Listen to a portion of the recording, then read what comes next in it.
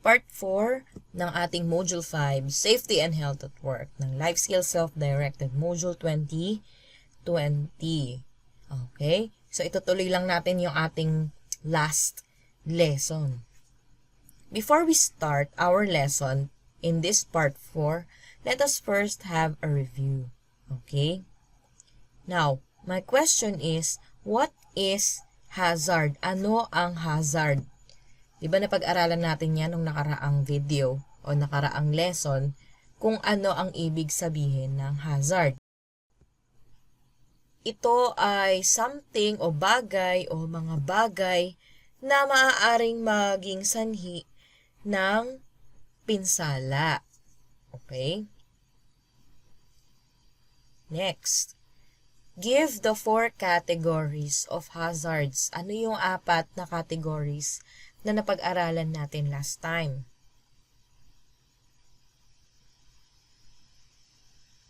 Ito yon: safety hazards, chemical hazards, biological hazards, and other health hazards. Pag sinabi nating safety, it talks about our safety or kaligtasan. Okay? Ito yung mga hazards that can cause immediate accidents and injuries. Yung chemical hazards naman are gases, vapors, liquids, or dust that can harm your body. Okay? Biological hazards are living things that can cause diseases such as flu, AIDS, hepatitis, and TB. Ano yung mga example ng biological hazards na yan? Bacteria, viruses, or insects. Okay? And then, the other health hazards are harmful things not in the other categories that can injure you or make you sick. Ayan, nabanggit ko din last time na itong other health hazards na ito ay sometimes less obvious because they may not cause health problems right away. So, hazardous yun, pero hindi mo agad makikita yung kanyang effect.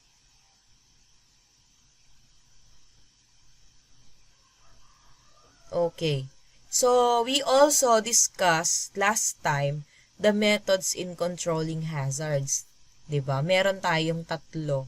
Ano yung 3 paraan para makontrol yung hazards? Nabanggit ko rin last time na ang hazards ay mahirap siyang iwasan, pero maaari natin itong makontrol. Okay? So, ano yung 3 methods? Una, remove the hazard. Tanggalin daw yung hazard. Pangalawa, improve work policies and procedures. At ang pangatlong method o paraan ay use protective clothing and equipment. Okay. So, ito kasing methods in controlling hazards ay gagamitin natin sa lesson na ito. So, tandaan niyo yung 3 ha. Remove the hazard, improve work policies and procedures, and use protective clothing and equipment. Okay. Now, let's answer this part. So, ito ay let's apply. Sabi niya dito, let's read about situations that may happen in real life. What can we do to ensure that these incidents are prevented? So, sabi niya dito, the situations na mababasa nyo dito may happen sa totoong buhay. Okay? And then, you are going to suggest ways kung paano dapat maiwasan yung mga ganitong insidente. 'Di ba?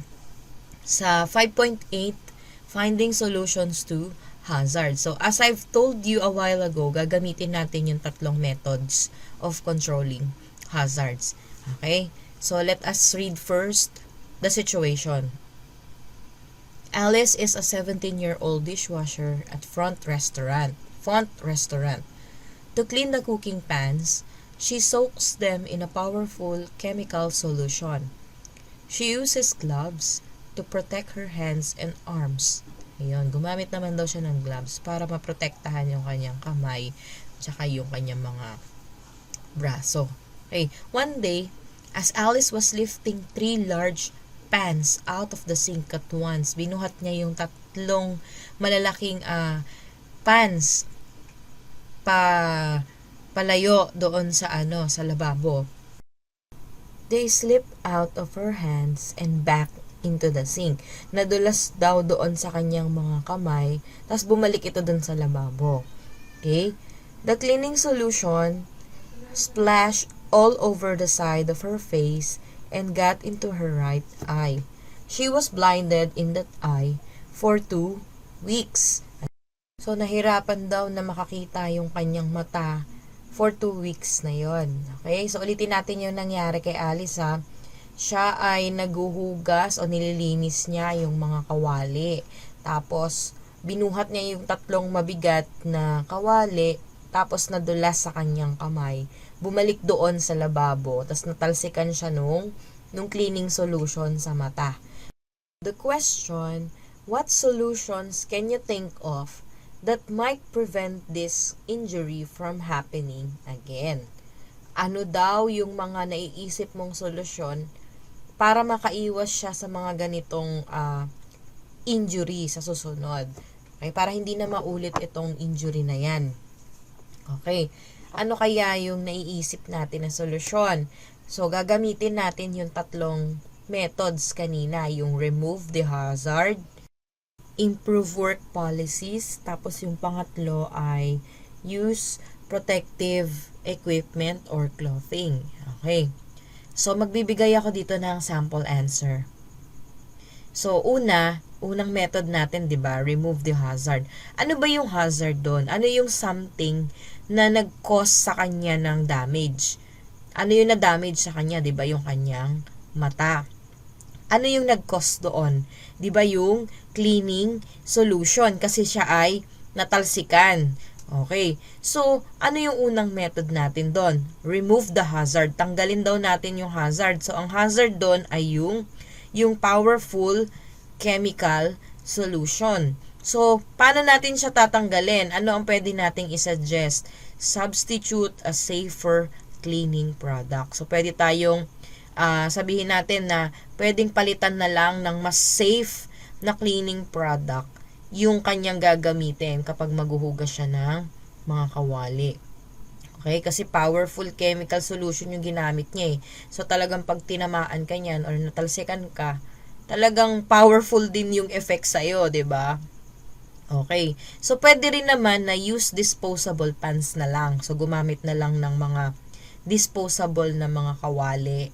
Okay? Pwede rin naman na sabihin natin na na use dishwashing machine. Bakit? Kasi ang nakapag-cause sa kanya ng damage ay yung paghuhugas niya ng pinggan. Balik tayo dito. Ang nag-cause din sa kanya ng damage ay yung pagbubuhat niya ng mga kawali. So, pwedeng isuggest nga sa kanya, use disposable pans na lang para hindi siya madisgrasya. Use a dishwashing machine. So, di ba meron naman ng nauuso na mga dishwashing machines. So, kung siya naman ay nasa magandang company, pwede naman siguro mag-provide yung kanilang business or company ng dishwashing machine para hindi sila madisgrasya. Ayun. So, ito ay mga possibilities lang naman. Kung may naiisip pa kayo na ibang solusyon, isusulat nyo dyan. Okay? So, ulitin natin ha. Yung first method natin is remove the hazard. So, ano yung pwede natin ditong gawin? Tanggalin natin yung powerful chemical solution. Palitan natin siya ng safer cleaning product. O kaya, palitan na lang ng disposable na mga kawali.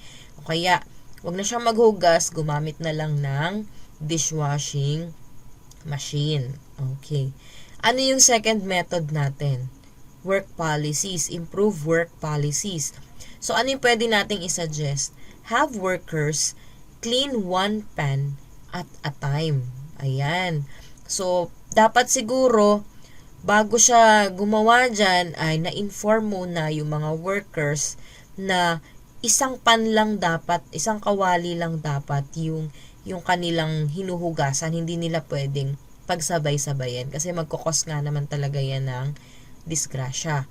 O kaya, give them training about how to protect themselves from chemicals. Diba work policy? O ito yung mga rules doon sa company or sa organization. Okay? So, sa work nila. So, pwede na i-orient sila or bigyan sila ng training muna para maprotektahan nila yung sarili nila kung talagang gusto nilang gamitin yung powerful chemical solutions na yan. Okay? And then yung ating last method ay personal protective equipment. So, possible siguro na maiiwasan niya sana na masaktan yung kanyang mata kung nagsuot sana siya ng goggles. 'Di ba? So, sabi naman niya dito, nagsusuot naman daw siya ng gloves, 'di ba? So, parang kulang kasi nga yung mata niya unprotected. So, pwedeng sabihin natin dito na gumamit siya ng goggles para in case man na magkaroon ng splash yung kanyang ginagamit na solution sa paglilinis, hindi tatamaan ng husto o hindi matatalsikan, hindi madadamage yung kanyang mata. Yun. Okay? So, nabanggit natin yung tatlong methods ha. Remove the hazard, work policies, personal protective equipment. So, if you have any answers aside from these possible answers, you may write it. Okay? So, mas maganda nga sarili ninyong sagot. Okay. Next. Ito naman yung pangalawang scenario. Ruben works in the fields spraying pesticides on crops. So, nagtatrabaho daw siya sa fields, sa farm or sa mga, sa mga farm. Nag-i-spray daw siya ng mga pesticides. Okay. After a few days of spraying, Ruben became very ill. Ayan, nagkasakit siya. His eyes burned. Nasunog daw yung mata niya. His chest hurt. Masakit yung kanyang dibdib. He had difficulties breathing. Nahihirapan siyang huminga. And he felt dizzy. Tas nahihilo siya. His friends took him to the health clinic.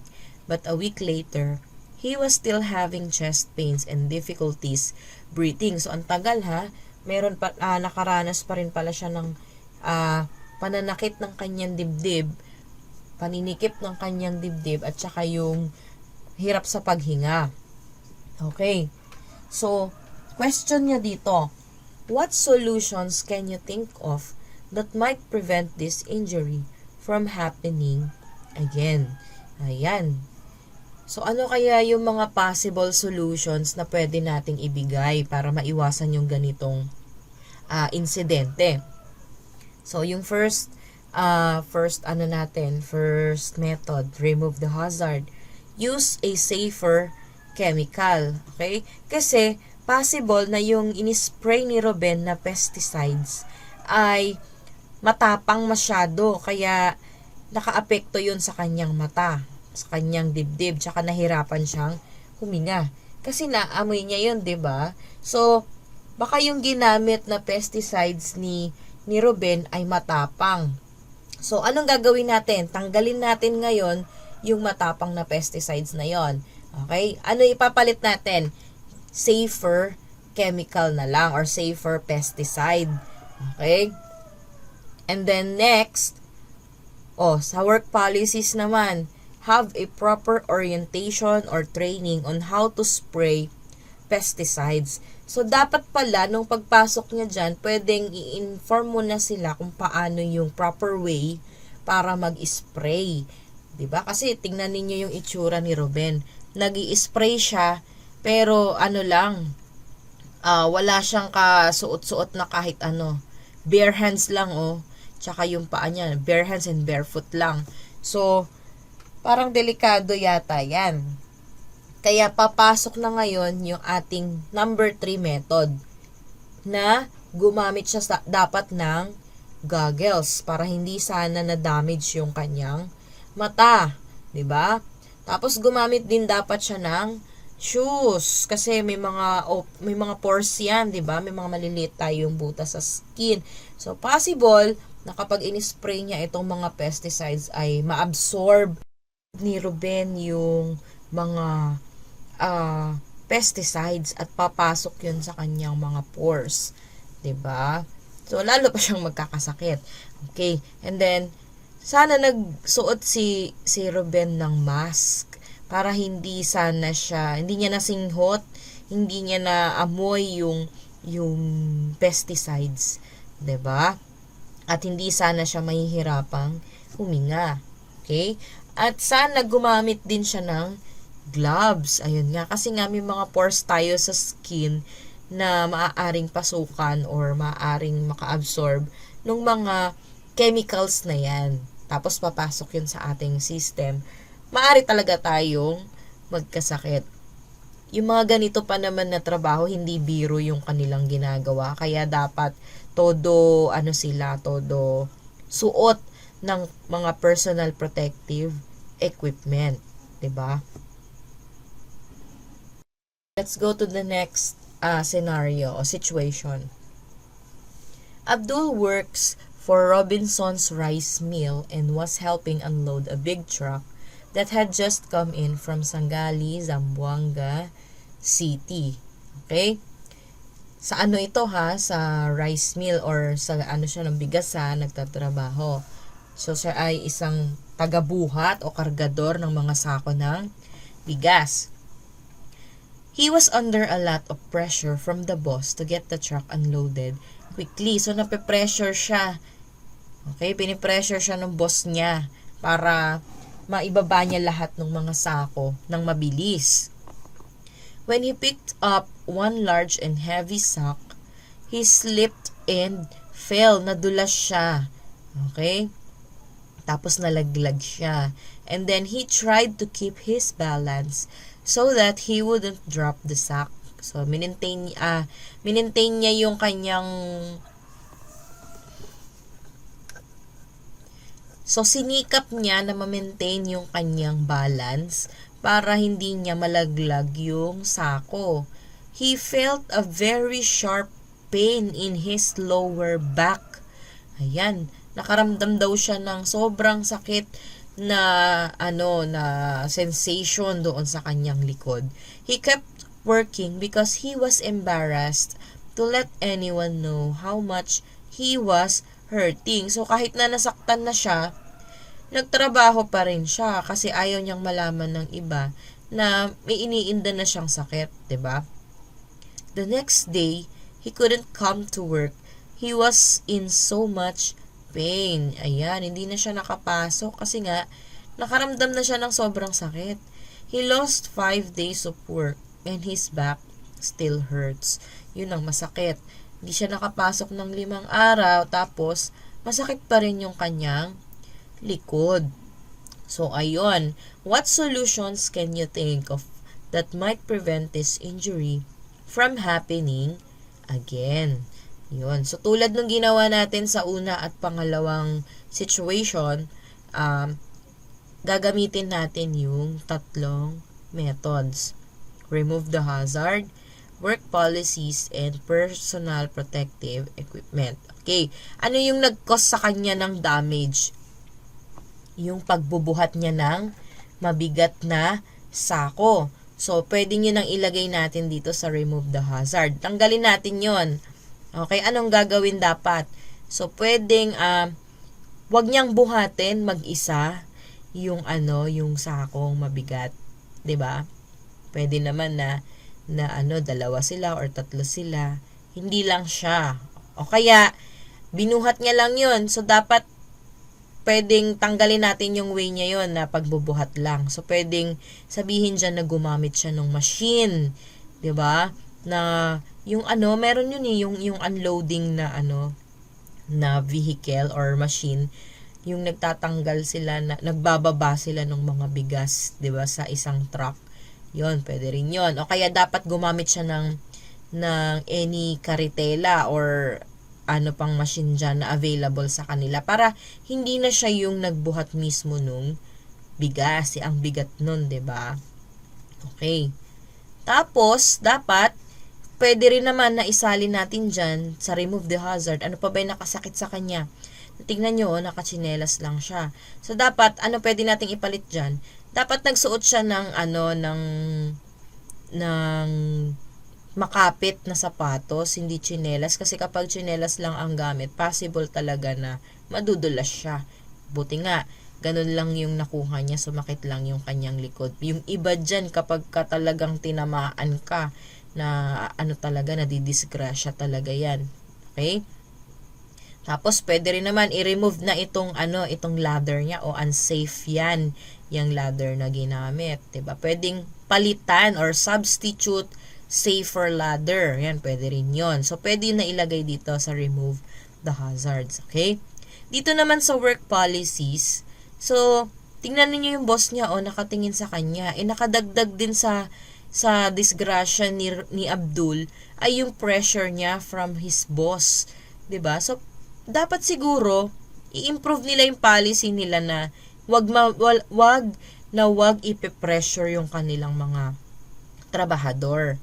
Okay, lalo na yung ganitong trabaho kasi hindi ito madali at hindi rin yan agad-agad. So, dapat nagkaroon sila ng proper communication or proper training. Ayan, kasama na dito yung yung pagbubuhat na mag-isa. Dapat hindi nila inaalaw na magbubuhat sila ng mag-isa lang, lalo kung ganito kabigat.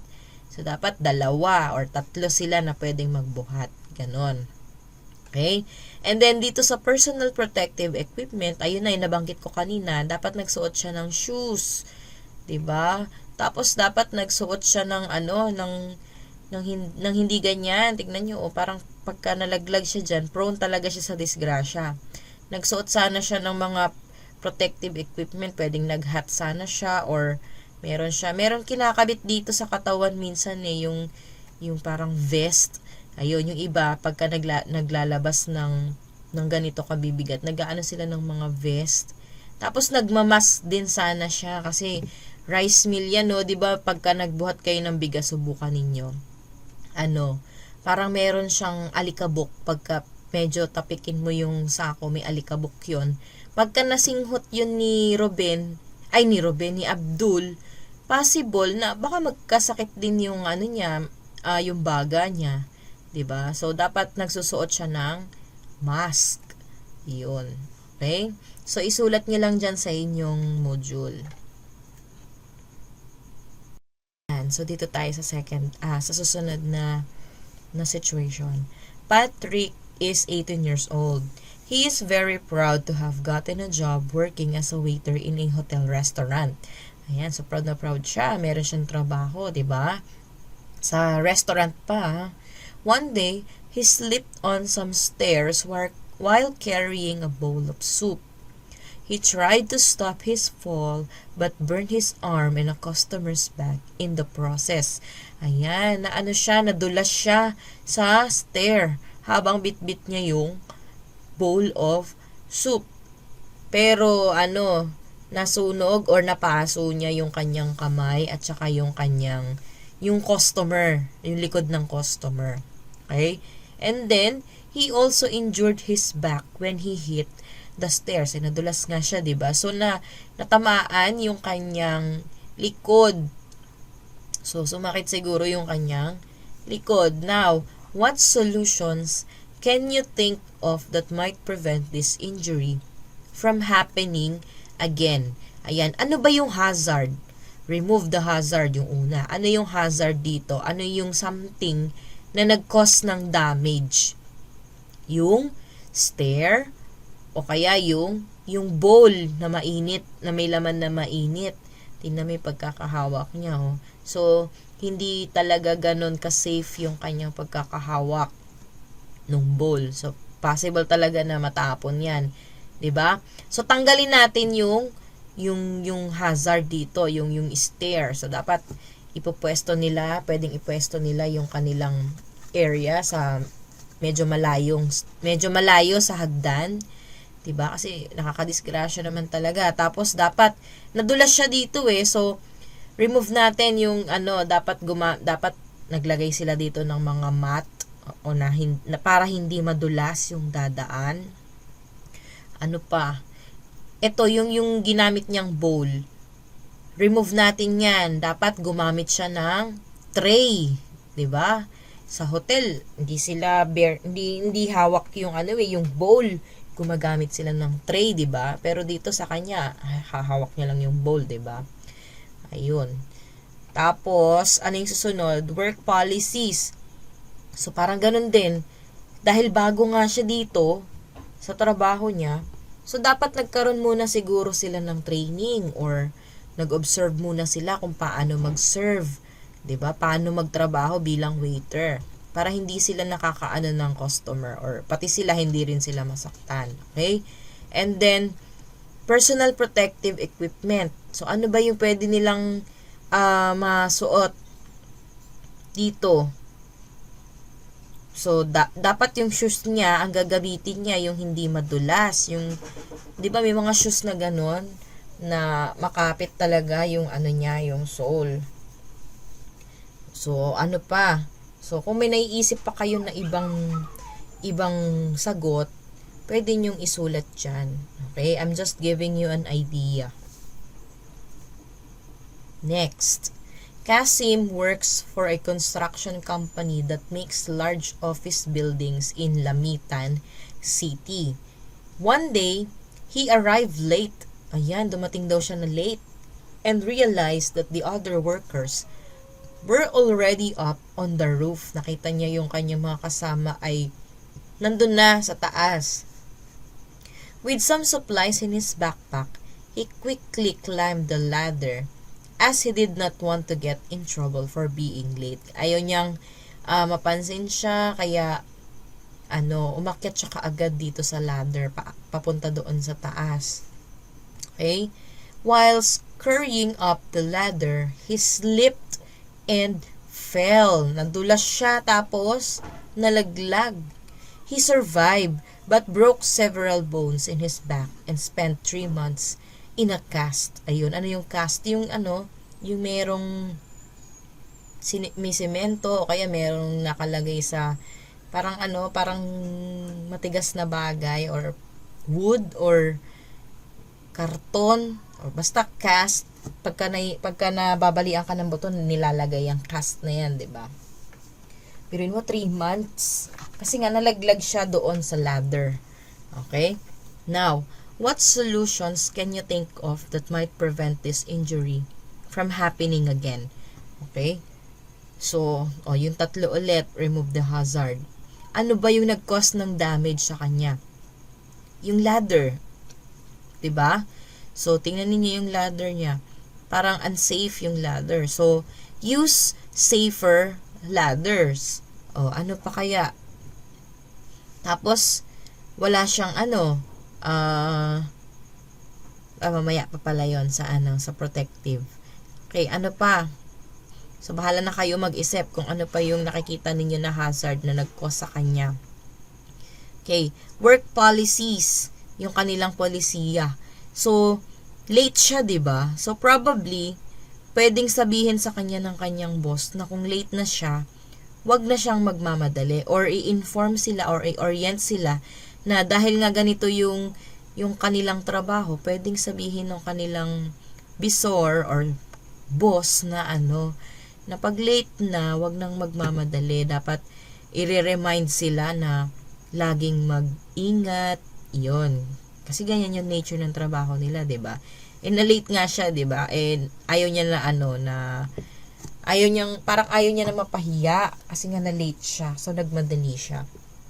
Para na-inform din sana si Kasim na na hindi dapat siya nagmamadali kapag ka-late na siya na ganyan. Pwede naman na magsabi na lang siya ng 'di ba, ng maayos, humingi ng pasensya, tapos wag na lang umulit, 'di ba? Okay. And then yung personal protective equipment niya. Tingnan niyo yung suot niya, naka-slippers lang siya. So madudulas ka talaga diyan. Dapat 'di ba gumagamit ka ng tsaka akyat ka sa bubong, dapat gumagamit ng dito ng personal, yung talagang makapit na sole. Pwedeng shoes, 'di ba? Dapat din talaga naka-close 'yan kasi nga Bubong yun yung aakyatin nila kung mahiwa yan ng ng yero. Okay? Ano pa? 'Di ba yung iba pag umaakyat ng bubong may harness dapat sila yung nilalagay dito. O kaya may hard hat dapat siya. Kasi yan delikado yung trabaho ganyan. Tapos dapat tinanggal itong supplies niya na yan kasi mahihirapan siyang umakyat. Ayan. So, yun yung pwede nyong ilagay dito. Remove the hazard, work policies, personal protective equipment. Okay? So, remember, safety first. Okay? Kaya nga itong module, ang title niya ay Health and Safety at Work. Kasi kapag hindi ka nag-ingat, pag ikaw ay nadisgrasya, bukod sa abala na sa trabaho, abala pa sa'yo, gastos mo pa pag ikaw ay nadisgrasya, 'di ba? So, dapat dobling ingat talaga, lalo na kapag ganito yung mga trabaho.